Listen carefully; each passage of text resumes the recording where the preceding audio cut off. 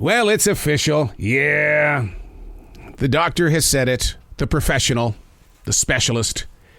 I've got damage to my Achilles tendon, left leg. No wonder the pain just wouldn't easily go away. You know, being a black belt in martial arts, you have this mind over matter thing where you're able to take a hit and keep going no matter what. And so for the past pretty close to just over a month, I thought, I can do this. I'm going to heal the way that I healed during my years of tournaments and fights and stuff like that in martial arts. I'm going to be okay. I'm going to heal. And it hasn't turned out that way. So I had to go see the big guy. And the big guy took those really cool x-rays, man. Have you seen those machines? I wanted to name that machine Jimmy or something because, man, I mean, it was like going in every single direction. I'm going, I've never seen anything like this before. I wish the dentist could have an x-ray machine like this, but no, dentists don't do that. They got that one that goes, and it hurts in your mouth when you got that in there. So, and then that didn't work. Doctor needed to really take a look at the Achilles tendon even deeper, so he had to do a sonogram. And wow, that unveiled everything. There it was. And I just want to name that bump that's on my Achilles tendon there, and give him a name too, like maybe, let's call him Philip or something, only because Philip is making me trip and walk kind of funny, and Philip's just kind of that name just sounds like that kind of a thing. Nothing against the name Philip, it makes me feel like okay. Hey, it's Arrow. This is the Daily Mess.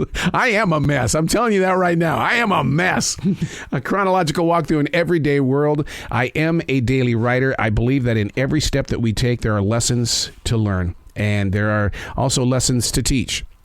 And you've got to just commit yourself to that. It's a lifelong journey that requires a lot of time.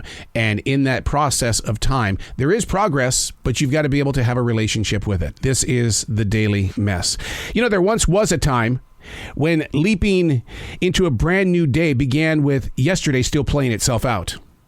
Have you ever been there? Waking up at 3, 4 o'clock in the morning because, whoa, the requirements of your day mean you got to be there. When I did morning show radio, man, I would be up at 2:30 so I could be at the radio station by 4 a.m. so I could show prep when we went live on the radio at 6 a.m. That was my lifestyle. So there once was a time when leaping into a brand new day began when yesterday was still playing out. There was also so many moments where I said yes, and it led to multiple layers of total regret. I've paid dearly for making such choices. Being a creative person, and I know you are too, we have so many opportunities endlessly flowing toward us. The process of success is an awkward walk towards purpose, mainly because the wanters are usually louder and more demanding than those willing to set things free. And the reason why is because as a creative person, our voice is our art, not our speaking voice, the art that we create. That is our voice. And learning to understand that and to be able to have a relationship with that can sometimes be a very tough cookie to bite into, because we think this thing here, the mouth, is our voice, but it's the art that is the voice. And we totally forget that this thing right here, the mouth, needs to have a voice, and it needs to say, no, with deep regret, I cannot accept. In art, there can be so many times where the demands are like, okay, it feels okay now. It's going to get better. It's going to get better. And it doesn't. You've been there. I know you've been there. And that's why so much of your art while you were growing through life has been silenced, because the pressure from the wanters was too much. And then when you finally did use your voice, this thing right here, your mouth, then they're going, why would you treat me this way? But what happened? See, it's a test of skills and patience.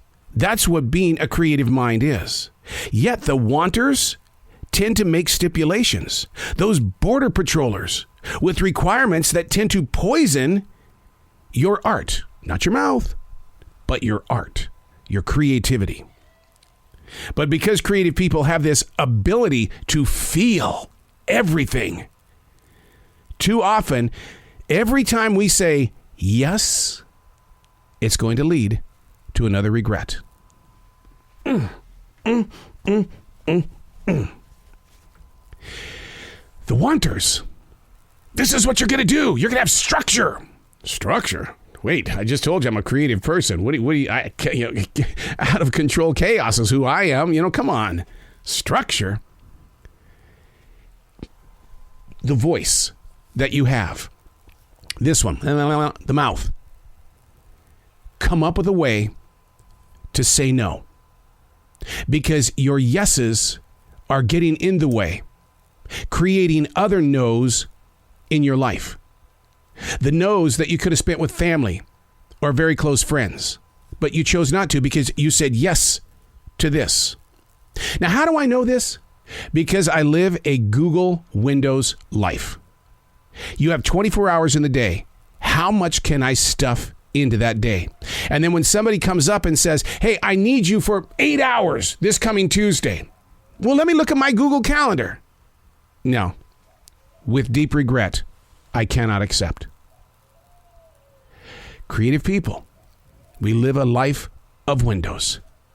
And when we can't fulfill the wanters, then we guilt trip our ass. And we try to get to another day. I'm Arrow, and that's the Daily Mess.